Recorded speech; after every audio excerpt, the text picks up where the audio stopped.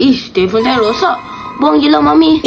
Nanti dulu. Pernah tak korang terbayang barang elektronik lama boleh bertukar menjadi duit dan memberi rezeki pada orang lain? Nak tahu caranya? Okey, bermula pada 14 hingga 16 Ogos 2026, IOI City Mall telah mengadakan kempen Calling Ocean Heroes. Korang boleh bawa e-waste seperti laptop, handphone, bateri yang dah tak guna ke IOI City Mall. Dengan e-waste yang korang bawa ini, korang boleh tukarkan kepada cash voucher, tapi ianya limit pada 1,500 setiap hari dan juga berpeluang membuat putaran Wheel of Fortune. Bukan itu saja, korang juga boleh daftar untuk Beach Clean Up Event pada 24 dan 27 September 2026. Pada kempen ini, apa yang menarik, korang boleh menang cash voucher dan diskaun voucher daripada penaja IOI City Mall. Ada hadiah pertandingan menawarkan hadiah cash RM1,000, RM500 dan juga RM100.